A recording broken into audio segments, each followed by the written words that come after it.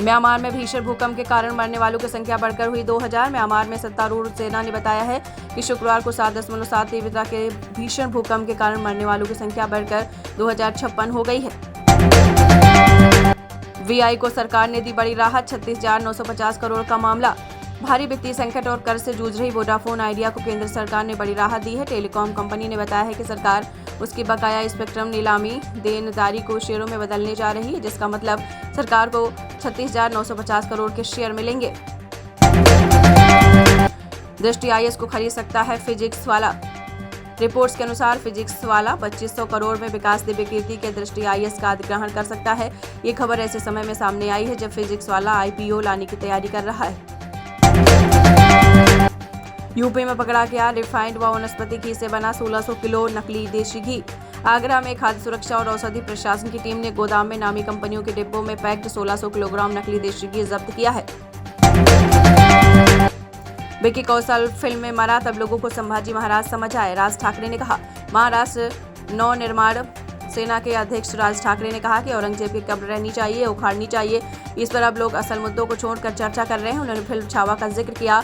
Vicky Kaushal film में मरा, तब लोगों को संभाजी महाराज याद आ गए।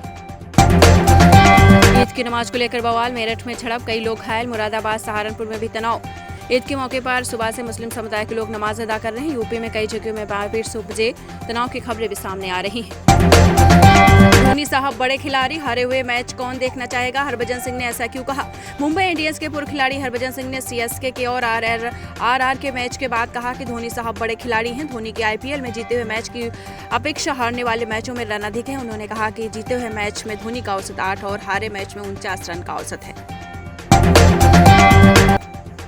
न्यूयॉर्क टाइम्स का दावा, भारत की सरकारी कंपनी ने रूस को बेची गुप्त टेक्नोलॉजी, भारत ने दी प्रतिक्रिया। अमेरिकी अखबार न्यूयॉर्क टाइम्स ने दावा किया है कि भारत की सरकारी कंपनी हिंदुस्तान एरोनॉटिक्स लिमिटेड ने प्रतिबंधित रूसी कंपनी को संवेदनशील टेक्नोलॉजी सौंपी, जिस पर यूके और यूरोपीय संघ ने बैन लगा रखा है। बिहार को विशेष राज्य का दर्जा देने के लिए वही लोग हल्ला कर रहे थे। आज मांझी के नए बयान से हुई तेज सियासत। बिहार में विधानसभा चुनाव को लेकर तैयारी तेज हो गई है। इस साल के अंत तक बिहार में चुनाव होने की उम्मीद है। चुनाव की तैयारी को लेकर रविवार को केंद्रीय गृह मंत्री अमित शाह बिहार दौरे पर थे। तो अब आपको बता दें, मांझी ने कहा कि अभी विकास का दौर चल रहा है। जहां विकास की बात होती है, प्रधानमंत्री मोदी और गृह मंत्री अमित शाह के अलावा अन्य भी मंत्रीगण जाते रहते हैं। नेपाल में बवाल, सड़क पर सेना, थाईलैंड जाने की तैयारी में पीएम ओली। जी हां, नेपाल में राजशाही की मांग को लेकर हिंसक प्रदर्शन हुआ था। प्रशासन ने काठमांडू में कर्फ्यू लगा दिया और सेना की तैनाती कर दी है। इसी बीच नेपाल के प्रधानमंत्री केपी शर्मा ओली भूकंप प्रभावित बैंकॉक में आयोजित बिम्स्टेक शिखर सम्मेलन में भाग लेने के लिए थाईलैंड जा रहे हैं।